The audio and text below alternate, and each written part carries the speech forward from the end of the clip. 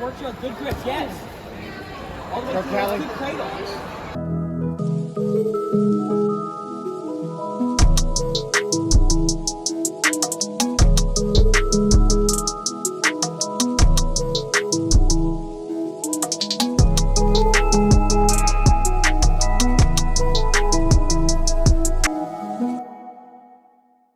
Yo, what is up, ladies and gentlemen? Welcome back to the channel, and on today's episode we are getting into my IBJJF No-Gi Chicago Opens final. I'm sorry I didn't upload this last week. I was switching some parts from my small form factor into a larger computer case, dropped some stuff, messed some stuff up, and I had to upgrade, so that's why I didn't release it. So with all that out of the way, let's get into this breakdown. So here we are at the start of the match. My opponent elects to sit to his butt and start butt scooting, so he's going to play a guard position and I'm going to play on top. So if you notice anything about my competition videos from purple to brown, it's usually me playing on top. I don't get a chance to work my guard game, and that's mostly because people in the light featherweight and featherweight division, they usually elect to pull guard right from the beginning. So right here I'm getting into an over-under passing position, making sure that I'm stuffing my opponent and trying to get around his legs by using my right hand around his left leg and my left hand around his right leg. So here my opponent is doing a very good job of utilizing that guard retention, bringing his left leg over the top of my head and back into a guard position, but I'm going to still keep smothering my opponent,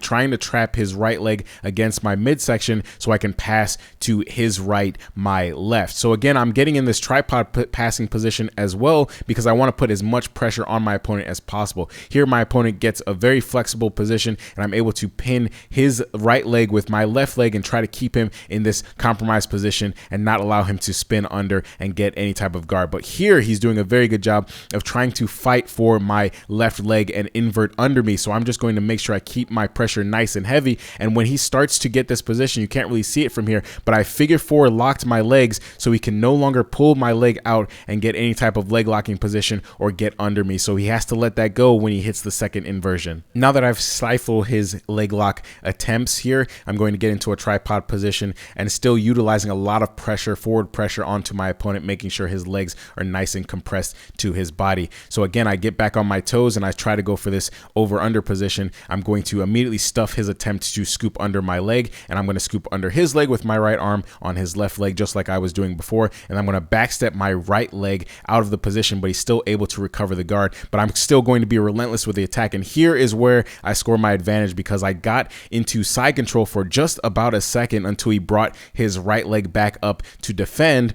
and now he's in this reverse de la Riva position, but I scored my advantage, and now I'm going to start working here to get rid of this reverse de la Riva. So I'm pinning his right arm with my left hand, and I'm trying to weave my right hand in between his legs and grab his right leg with my left arm and try to get into this knee weaving, leg weaving passing position, shoot my knee through and try to just keep the pressure nice and heavy on my opponent. So now that I've scored my advantage, I'm going to talk a little bit about strategy here. This is why I implement this strategy of get on top, stay on top, because now that I've scored my advantage, it's up to my opponent now to make something happen, and he can have the best guard in the world, but if I'm able to just kind of keep him at bay, keep my pressure nice and heavy, and keep the guard attacking going, he's not going to be able to get under me and score the sweep, and that's what's going to end up happening in this match. So as you can see, he's looking at the time, looking at just that I'm up just by an advantage, but as long as I keep this relentless pressure of trying to pass, he's not going to get an opportunity to make anything happen here. So again, he's trying to go for an arm crush here, and I'm just going to make sure I'm keeping my pressure nice and heavy, stepping away when I need to, disengaging completely to reassess the situation before I dive back in, and here he gets the close guard, and the ref is going to set us back in the center. So after the slap bump, the ref is going to say combate, and we're going to start again. Now I'm in my opponent's close guard, and I'm immediately going to start controlling his arms and making sure he can't pull me down and pull my posture into his close guard. So immediately I strip the grip off the back of my head, and with his right hand, it's now under my left leg, so I'm leaning towards that side to make sure that it's nice and heavy and he can't invert under me while I fight this close guard with my right hand. So immediately I'm going to try to start standing up and getting above him, but in doing so, he's going to get into a K-guard position and try to sweep under me. Immediately, I figure four lock my legs, as you can see here, so he can no longer attack and get under that leg, and now he has to go for an inverted position while I keep my legs nice and heavy and stop him from getting under me. So once he settles down after hitting that inversion, I'm going to now start stuffing the leg. I'm going to stand up, and now I'm going to get into a knee cut passing position, but he still has a very strong reverse de la Riva position, and now he's hooking my leg once again. So immediately immediately I'm going into a knee cut passing position, but he's doing a very good job of keeping himself nice and sticky to my leg. So immediately when I'm able to free myself, I start trying to get to the side of him and start crunching him back up. Again, I'm using this control with my right hand on his left leg to stop him from getting under me. And then with my with my left hand, I'm trying to hook under his head and keep him nice and compressed. Again, he's trying to go for that arm crush position, but I'm not really going to feel anything from that. Immediately, he starts to try to get an inverted position again, and I immediately force him back down to the mat and start getting into a knee cut passing position here. So if you haven't noticed, what I'm trying to go for this entire match was the cradle position by taking my right arm under his leg and my left arm over his head and basically getting him to kiss his knee and getting him in that compressed position. So here I almost get it, but he's able to push me off with his left hand and use that as a frame. So I'm going to still try to get into this compressed position. As soon as I stand up though, he gets into an inverted K-guard position here. Very flexible, my opponent here.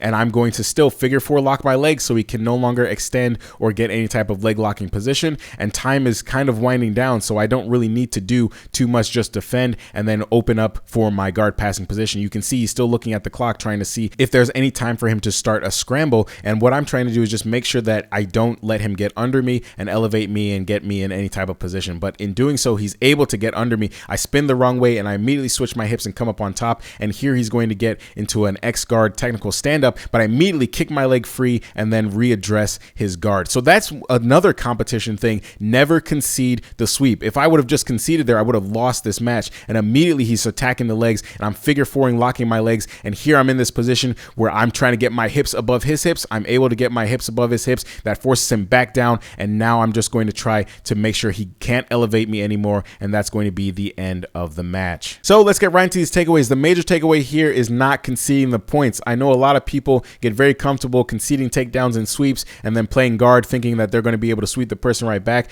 As a guard passer, my motto is get on top, stay on top. And for you to score your points on me, you have to have me dead to rights. And that's what happened right here in this match. When he went for that X guard-ish position and tried to come up, I fought tooth and nail not to concede any points. And I immediately, once I got out, attacked his guard and didn't give him a chance to recompose himself. So ladies and gentlemen, that is the end of the video. Thank you guys for watching and thank you guys for supporting the channel. It truly means more than you know. Now that my computer has been reassembled, the videos will keep flowing. I'm going to be breaking down a lot of the GP matches that are coming to IBJJF Jiu-Jitsu Con September 1st. So stay tuned for that. And yeah, that's all we got. So I'll see you on the next one. Peace.